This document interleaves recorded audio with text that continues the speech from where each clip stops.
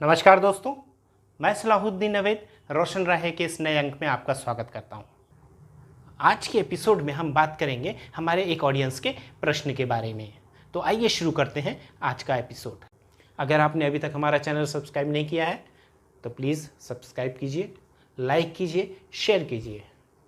हमारे हर नए एपिसोड का नोटिफिकेशन पाने के लिए बेल आइकॉन को ऑल पे प्रेस कीजिए और इस वीडियो को शेयर कीजिए ताकि हम हर उस फैमिली तक पहुंच सके जिसको हमारी ज़रूरत हो सकती है। दोस्तों, हमने एक एपिसोड बनाया था कि is paper chewing is a sign of autism. उस पर एक सवाल दोबारा आया है कि प्लीज़ बताइए सर, बच्चा कागज़ न्यूज़पेपर चबाए तो कैसे उसकी आदत छुड़ाएं, प्लीज़ बताइए।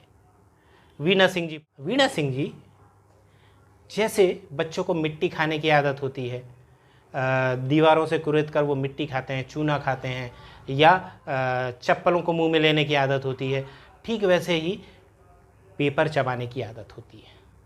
आप यहाँ पर उसको सबसे पहले एनालिसिस कीजिए कि वो किस तरह का पेपर चबाना प्रेफर करता है।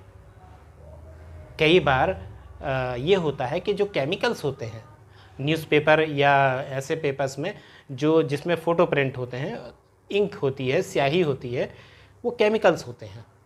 बच्चा जब चबाता है तो उसका टेस्ट उसको मिलता है और जो उसको अच्छा लगने लगता है। तो क्या वो उसके लिए चबा रहा है या कोई और वजह है? मुंह में कोई सेंसरी इश्यूज़ हो सकते हैं या कोई और वजह है। तो सबसे पहले आप अपने ऑक्यूपेशनल थेरेपिस्ट से उसका सेंसरी असेसमेंट करा लीजिए, कहीं कोई सेंसरी इशू तो नहीं है। अगर सेंसरी इशू है तो सेंसरी इंटीग्रेशन थेरेपी आपको मदद करेगी। अगर सेंसरी इशू नहीं है तो फिर ये बिहेवियर है, और अगर बिहेवियर है तो बिहेवियर थेरेपी आपकी मदद करेगी। आपको बिहेवियर मैनेजमेंट सीखना होगा और बिहेवियर मैनेजमेंट टेक्निक्स आपको जाननी होंगी, उसके बाद आप उसको रिमूव कर सकते हैं। मैं यहाँ पर बहुत शॉर्ट में कोई टिप्स देना नहीं चाहूँगा। क्यों? क्योंकि जब तक कि हम बिहेवियर को समझ ना लें तब तक तुक्का लगाना, अंदाजे से कोई काम करना क्लिनिकली गलत होता है। हम ऐसा कोई काम करना नहीं चाहते हैं जो फ्यूचर में ये मैसेज दे कि सर ने बताया था, फ़ायदा नहीं हुआ। हम जब कॉमन टिप्स देते हैं तो वहाँ हम ये नहीं कहते हैं कि ये पर्टिकुलर बच्चे के लिए है। हो सकता है बच्चों को फ़ायदा हो, लेकिन जब हम इंडिविजुअल बात करते हैं तो हम कभी कोई टिप्स देना नहीं चाहते हैं विदाउट एन असेसमेंट। बगैर किसी असेसमेंट के, एनालिसिस के हम कोई टिप्स नहीं देना पसंद करते हैं। क्यों? क्योंकि हमें बच्चे के बारे में कोई इन्फॉर्मेशन नहीं होती है। हमें बहुत सारे पेरेंट्स ये फ़ोन करके पूछते हैं, मैसेज करके पूछते हैं कि सर इसके लिए ये बताइए, उसके लिए बताइए, इसके लिए बताइए। दोस्तों, आपकी समस्या 1, 2, 3, 4 नहीं है, ये तो सिम्टम है, ये तो आउटपुट है। कॉज पे काम कीजिए, कारण पे काम कीजिए। इन लक्षणों पे काम करेंगे तो एक ख़त्म करेंगे दूसरा हो जाएगा, दूसरा करेंगे तीसरा होगा, और ये ज़िंदगी भर चलता रहेगा। वजह वहीं की वहीं बनी रहेगी। तो वजह पे काम कीजिए, कॉज पे काम कीजिए, कॉज को रिमूव करिए, आधे से ज़्यादा परेशानियां अपने आप ख़त्म हो जाएंगी। अपने आप बच्चा एक नॉर्मल बिहेव करने लगेगा। तो इस तरह की छोटी छोटी जो चीज़ें होती हैं ये हमें भटकाती हैं, हमें मिसगाइड करती हैं मेन प्रॉब्लम से। उदाहरण के लिए, मान लीजिए मुझे मलेरिया हुआ है, लेकिन मैं दवाई खा रहा हूँ पेन की, क्या मेरा मलेरिया ठीक हो जाएगा? नहीं होगा।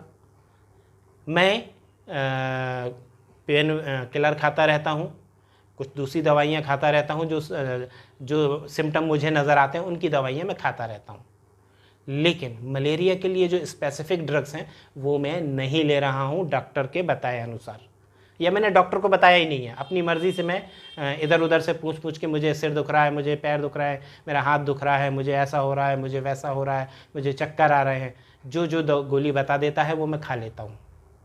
कभी थोड़ा देर आराम मिलता है, कभी आराम नहीं मिलता। क्या ये तरीका सही है? जी नहीं, ये बहुत बहुत बहुत गलत तरीका है जिससे कभी भी मैं ठीक नहीं होऊंगा। ठीक वैसे ही ऑटिज़म है। अगर ऑटिज़म है तो हमें ऑटिज़म के कॉज पे काम करनी है, उसके रूट पे काम करना है, ना कि उसके सिम्टम्स पे। अगर आप सिम्टम्स पे काम करेंगे तो ये गारंटेड है कि आप हमेशा परेशान रहेंगे। दोस्तों, एक बहुत बड़ा मिसकंसेप्शन इस चीज़ के बारे में है, और वो ये है कि अगर बच्चा बोलने लगे तो सब ठीक हो जाएगा। स्पीच थेरेपी चालू हो गई, बच्चा बोल नहीं रहा, स्पीच थेरेपी दे दो सर आप बस। स्पीच थेरेपी चालू हो गई, क्योंकि देने वाले तो सब देते हैं। जो स्पीच थेरेपिस्ट है वो इजीली स्पीच थेरेपी दे देगा। स्पीच थेरेपी चालू हो गई, 1 साल हो गया, 2 साल हो गया, बच्चा थोड़ा बहुत बोलने लगा, समझने लगा, लेकिन क्या नॉर्मलसी आई? नहीं आई। 14 साल का बच्चा हो गया है, वो बोलता है, लेकिन कब, कहाँ, क्या और कैसे बोलना है उसको नहीं मालूम। तो क्या ये डेवलपमेंट है? नहीं। इसीलिए मेरा हमेशा कहना ये रहता है कि शॉर्टकट मत ढूंढिए, प्रॉपर थेरेपीज़ लीजिए। अगर आपने अभी तक हमारा चैनल सब्सक्राइब नहीं किया है तो प्लीज़ सब्सक्राइब कीजिए, लाइक कीजिए, शेयर कीजिए। हमारे हर नए एपिसोड का नोटिफिकेशन पाने के लिए बेल आइकॉन को ऑल पे प्रेस कीजिए और इस वीडियो को शेयर कीजिए ताकि हम हर उस फैमिली तक पहुंच सके जिसको हमारी ज़रूरत हो सकती है। तो दोस्तों, आप देखते रहिए रोशन राहें और मुझे दीजिए इजाज़त। नमस्कार, जय हिंद।